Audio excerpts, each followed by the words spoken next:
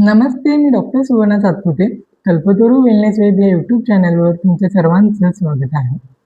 आजकालच्या सेडेंटरी लाईफस्टाईलमुळे थायरॉइड डिसऑर्डरचे केसेस फार वाढत चाललेले आहेत. आणि या थायरॉइड केसेसच्या पेशंटना फार प्रश्न असतात की थायरॉइड कायमचा बरा होऊ शकतो का? थायरॉइड कमी करण्यासाठी कोणते पथ्य पाळलं पाहिजे? आणि थायरॉइड कमी करण्यासाठी काही उपाय आहे का? काही आयुर्वेदिक उपचार आहे का? तर ह्या सर्व प्रश्नांची आज मी उत्तर देणार आहे. आणि प्लस त्यासोबतच आपण थायरॉइडचंही सविस्तर वर्णन जाणून घेणार आहोत. थायरॉइड म्हणजे काय? त्याचे प्रकार किती आहेत? प्लस त्याची लक्षणे काय आहेत? कारणे काय आहेत? आणि प्लस त्याच्यामध्ये आयुर्वेदिक उपचार काय आहे? आणि थायरॉइड कायमचा बरा करण्यासाठी आपल्याला 5 गोष्टी आपल्या दिनचर्येमध्ये ॲड करायच्या आहेत. त्या 5 गोष्टी कोणत्या आहेत? हे सर्व तुम्ही पाहण्यासाठी व्हिडिओ पूर्ण पहा. तर थायरॉइड हे एक एंडोक्राईन ग्लँड आहे, जे की बटरफ्लाय शेपमध्ये आपल्या गळ्यामध्ये असते. आणि ह्याच्यापासून 2 सिक्रेशन्स म्हणजेच स्राव निघतात, जे की रक्तामध्ये मिक्स होऊन पूर्ण आपल्या शरीरामध्ये प्रत्येक सेल्सपर्यंत पोहोचवले जातात. त्याच्यामध्ये 2 प्रकारचे सिक्रेशन येतात, जे आहे T3 म्हणजेच ट्रायआयोडोथायरॉनिन आणि सेकंड आहे T4 म्हणजे थायरॉक्सिन हार्मोन. आता ह्या थायरॉइडचा आपल्या शरीरावरती काय रोल आहे? थायरॉइडमुळे आपले जे मेटाबॉलिझम आहे, म्हणजे जे काही चयापचय क्रिया आहे, ती व्यवस्थित राहण्यासाठी मदत होते. सेकंड, आपल्या शरीराच्या वाढीसाठी फार महत्त्वाचं आहे. आपली मानसिक अवस्था व्यवस्थित राहण्यासाठी थायरॉइडचा खूप मोठा रोल आहे. तसंच आपले लिव्हर, मसल, स्किन हे सर्व काही सिस्टम्स आहेत, त्या व्यवस्थित कार्य करण्यासाठी थायरॉइडची मदत होते. आता थायरॉइडचे प्रकार जाणून घेऊया. थायरॉइडमध्ये 2 प्रकार असतात. एक हायपोथायरॉइडिझम आणि हायपरथायरॉइडिझम. हायपोथायरॉइडिझममध्ये थायरॉइड ग्लँड ही अंडर ॲक्टिव्ह असते. म्हणजेच काय, कमी प्रमाणात हार्मोन सिक्रेशन करते. आणि हायपरथायरॉइडिझममध्ये ओव्हर ॲक्टिव्ह असते, म्हणजेच जास्ती प्रमाणात हार्मोन सिक्रेशन करते. तर आता थायरॉइड डिसऑर्डर होण्याची कारणे काय आहेत ते जाणून घेऊ. आजकालची जी चुकीची जीवनशैली आहे, म्हणजे जे काही सेडेंटरी लाईफस्टाईल आहे, त्याचा परिणाम आपल्या थायरॉइड ग्लँडवरती होतो. आणि नेक्स्ट मेन कारण आहे मानसिक स्वास्थ्य. मानसिक स्वस्थ राहणं हे फार महत्त्वाचं आहे. आयुर्वेदामध्ये सुश्रुत संहितामध्ये स्वस्थ व्यक्तीची व्याख्या दिलेली आहे. म्हणजे स्वस्थ व्यक्ती कुणाला म्हणायचं ते सांगितलेलं आहे. त्याचा एक श्लोक आहे, तो मी तुम्हाला समजावून सांगतो. समदोष समअग्नी समधातू मलक्रिया प्रसन्न आत्मा इंद्रिय मना स्वस्थ इत्यादी दीयते. म्हणजे ज्या व्यक्तीमध्ये समदोष म्हणजे दोष बॅलन्स आहेत, वात, पित्त, कफ हे जे 3 प्रकारचे दोष आहेत, त्या 3 दोषांचं बॅलन्स आहे. समअग्नी म्हणजे ज्या काही 13 प्रकारच्या अग्नी आहेत, त्या सगळ्या बॅलन्स आहेत. समधातू जे काही सप्तधातू आहेत ते बॅलन्स आहेत. मल, क्रिया हे सगळं व्यवस्थित होत आहे. आणि सेकंड लाईनमध्ये मेन दिलेलं आहे, प्रसन्न आत्मा इंद्रिय मनः स्वस्थ इत्यादी दीयते. म्हणजे मानसिक स्वास्थ्य व्यवस्थित राहणं हे फार गरजेचं आहे. जर मानसिक स्वास्थ्य व्यवस्थित नसेल, जर तुमचा राग, चिंता, तुमची जी काही एन्झायटी असेल, जे काही संताप असेल, याच्यावर तुमचं जर कंट्रोल नसेल, तर ह्याचा परिणाम तुमच्या एंडोक्राईन ग्लँडवर होतो. आणि एंडोक्राईन ग्लँडवर झाल्यामुळे हार्मोन व्यवस्थित सिक्रेशन होत नाहीत आणि हार्मोनमध्ये इम्बॅलन्स राहतात. आणि त्याचाच परिणाम तुमच्या परत मानसिक अवस्थेवरती होतो. म्हणजेच काय, ही एक सायकल आहे. जर तुमची मानसिक अवस्था व्यवस्थित नसेल, स्वस्थ नसेल, तुम्हाला राग, चिडचिड करत असाल किंवा तुम्हाला खूप त्रास होत असेल, खूप चिंता करत असाल, तर ह्याचा परिणाम तुमच्या एंडोक्राईन ग्लँडवर होणार. हार्मोन इम्बॅलन्स होणार आणि हार्मोन इम्बॅलन्स झाल्यामुळे परत तुमचा काही त्रास होतोय, जो काही राग आहे, चिडचिड आहे, संताप आहे, ते परत त्याच्यामध्ये भर पडणार. परत त्याचा जास्त दुप्पटपटीने त्रास होणार. म्हणजे ही अशी सायकल चालत राहणार. त्यामुळे मानसिक स्वास्थ्य व्यवस्थित राहणं फार महत्त्वाचं आहे. थर्ड कारण आहे, खूप केसेसमध्ये अनुवंशिकतेने सुद्धा थायरॉइडचा डिसऑर्डरचा त्रास जाणवतो. आणि लास्ट आहे, खाण्यामध्ये जर आयोडीनची कमतरता असेल तर त्याच्यामुळे थायरॉइड डिसऑर्डर आढळून येते. तर ही पाहिलं आपण थायरॉइड केसेस होण्याची कारणे. आता जाणून घेऊया की याचे लक्षणे काय काय असतात. हायपोथायरॉइडिझमची लक्षणे काय आहेत आणि हायपरथायरॉइडिझमची लक्षणे काय आहेत. फर्स्ट बघूया हायपोथायरॉइडिझम. जे हायपोथायरॉइडिझमचे केसेस असतात त्या लोकांमध्ये अग्निमांद्य असते. म्हणजेच काय, मेटाबॉलिझम स्लो असतो, म्हणजे डायजेशन प्रोसेस स्लो असते. आणि ह्या लोकांमध्ये बद्धकोष्ठता म्हणजेच काय, कॉन्स्टिपेशनचाही त्रास होतो. नेक्स्ट ह्या लोकांमध्ये वजन वाढत जातं. प्लस ह्या लोकांमध्ये हातापायावरती सूज येते, चेहऱ्यावरती सूज येते. प्लस ॲज पर आयुर्वेदा वात आणि कफ प्राधान्य आहे. केसांमध्ये रुक्षता येणे, केस हेअरफॉलची समस्या जाणवते आणि प्लस याचा परिणाम मेन्स्ट्रुअल सायकलवरती होतो आणि इरेग्युलर मेन्स्ट्रुअल सायकल चालू होते. प्लस हायपोथायरॉइडच्या केसेसमध्ये थंडी सहन होत नाही आणि ह्या लोकांमध्ये फार निराशपणा, उदास आणि एन्झायटी, थोडं स्वभावामध्ये चिडचिडापणा अशी लक्षणे आढळून येतात. हे झाले हायपोथायरॉइडिझम केसेसची लक्षणे. आता जाणून घ्या हायपरथायरॉइडिझममध्ये काय लक्षणे असतात. हायपरथायरॉइडिझममध्ये मेटाबॉलिझम फार फास्ट असतं.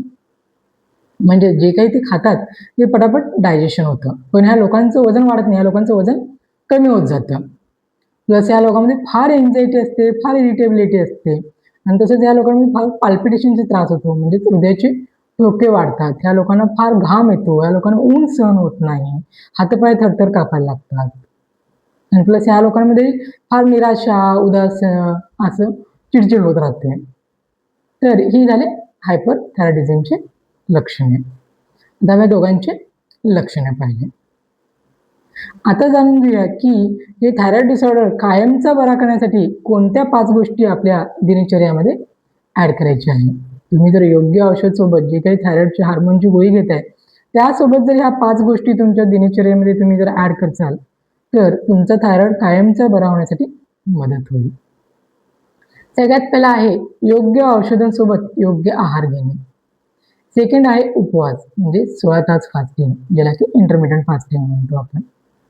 थर्ड आहे योग्य व्यायाम आणि फोर्थ आहे आठवड्यातून एकदा शरीर शुद्धी करणे आणि लास्ट सगळ्यात महत्त्वाचं आहे मानसिक स्वास्थ्य.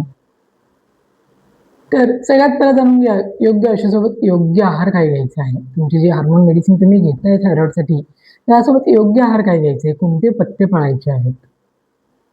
योग्य संतुलित सात्विक आहार तुम्हाला घ्यायचा आहे. आता सगळ्यात पहिला टाळायचे काय ते सांगेन मी.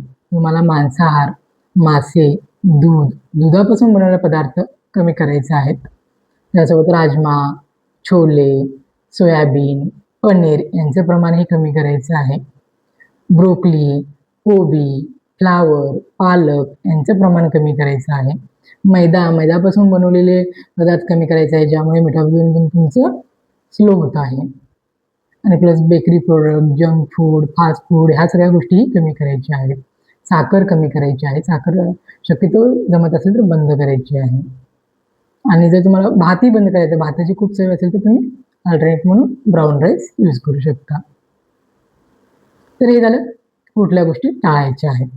तुम्ही आता आहारामध्ये काय समावेश करायचा आहे. तुम्ही गहू आणि मैद्याच्या ऐवजी तुम्हाला बाजरी, ज्वारी, नाचणी हे ॲड करायचे आहेत आणि कडधान्य तुम्ही मूग, मसूर, हिरवे मूग घेऊ शकता आणि सगळे सीझनल फ्रुट्स तुमच्या रोजच्या आहारामध्ये समावेश करायचे आहे. खरबूज, टरबूज, पपई, डाळिंब, सफरचंद ह्या गोष्टी तुम्ही तुमच्या आहारामध्ये ॲड करू शकता. योग्य मेडिसिनसोबत तुम्ही योग्य आहार घेसाल तर तुमचे सगळे सिस्टम व्यवस्थित वर्क करण्यासाठी मदत करते. नेक्स्ट आहे उपवास म्हणजे 16 तास उपवास करणे. हा जर तुम्ही गॅप 16 तासाचा ठेवला तर त्यामध्ये तुमची बॉडी जे काही तुमची आतील घाण किंवा जे काही क्लिन्झिंग म्हणजे क्लीन करण्यासाठी मदत होईल, म्हणजे टाईम भेटेल तुमच्या बॉडीला. जर आपण खात राहिलो तर ती आपली बॉडी पूर्ण ते डायजेशन प्रोसेसमध्येच काम करत राहते आणि बॉडी क्लीन करायचं राहून जातं. त्याच्यामुळे 16 तास फास्टिंग करणं फार महत्त्वाचं आहे.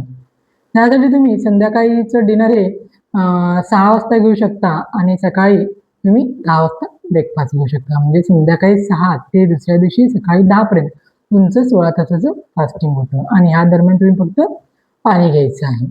ह्या 16 तासामध्ये तुम्ही टाईम दिल्यानंतर तुमची बॉडी तुमचे जे काही शरीरामध्ये टॉक्सिन, जे काही आम उत्पत्ती आहे ते सगळं बाहेर टाकून देण्यासाठी, तुमचं रक्त शुद्धीकरण व्यवस्थित होण्यासाठी, सगळीकडे रक्तपुरवठा व्यवस्थित होण्यासाठी मदत होते. तेवढं बॉडीला टाईम भेटतं. आयुर्वेदामध्ये सांगितलं आहे की लंघनम परम औषधम म्हणजेच काय, उपवास हे सगळ्या आजारावरती बेस्ट औषध आहे. कारण तुम्ही उपवास करसाल तर तुमच्या बॉडीलाही टाईम मिळतं, जे काही हे इम्प्युअर म्हणजे जे काही तुमची आम उत्पत्ती झाली आहे, जे काही टॉक्सिन्स झाले आहेत ते बाहेर टाकून देण्यासाठी, सगळं शरीरामध्ये रक्त शुद्धीकरण करण्यासाठी, व्यवस्थित सगळीकडे रक्तपुरवठा करण्यासाठी हे टाईम मिळतं. तर ते उपवास करणं फार महत्त्वाचं आहे. जर बॉडी व्यवस्थित सगळं वर्क करेल, तर तुमचे सगळे व्यवस्थित ग्लँडवरती त्याचा इफेक्ट होईल. थायरॉईड ग्लँडही व्यवस्थित ॲक्ट करेल आणि हार्मोन पण व्यवस्थित सिक्रेशन होण्यासाठी मदत होईल. आणि ह्याच उपवासामुळे तुमचं मेटाबॉलिझम बूस्ट होणार आहे, ब्लड सर्क्युलेशन व्यवस्थित होणार आहे, रक्त शुद्धीकरण व्यवस्थित होणार आहे आणि जर तुमचं वजनही वाढलं असेल, तर तेही कमी होण्यासाठी मदत होणार आहे. तर हे झालं उपवास. आता थर्ड आहे योग्य व्यायाम. योग्य आहारासोबत तुम्हाला योग्य व्यायाम करणंही गरजेचं आहे. दिवसातून तुम्हाला 30 ते 35 मिनिटे व्यायामासाठी काढले पाहिजेत. त्याच्यामध्ये तुम्ही जॉगिंग, सायकलिंग, स्विमिंग, रनिंग कोणत्याही गोष्टी तुम्ही करू शकता. वेट लिफ्टिंग वगैरेही करू शकता. आणि त्यासोबतच तुम्ही जर योगा, प्राणायाम, सूर्यनमस्कार ह्या गोष्टी जर ॲड करताल, तर तुमचं स्ट्रेसही कमी होण्यासाठी मदत होईल. व्यवस्थित बॉडी जे काही डायजेशन प्रोसेस आहे ती व्यवस्थित होण्यासाठी, मेटाबॉलिझम बूस्ट होण्यासाठी योग्य व्यायामाची मदत होते. आणि व्यवस्थित मेटाबॉलिझम बूस्ट झालं, सगळ्या जे काही सिस्टम आहे ते व्यवस्थित वर्क केलं, की मग त्याचा परिणाम आपल्या थायरॉईड ग्लँडही होतो. ती व्यवस्थित वर्क करते, ती हार्मोन व्यवस्थित सिक्रेशन होण्यासाठी मदत होते.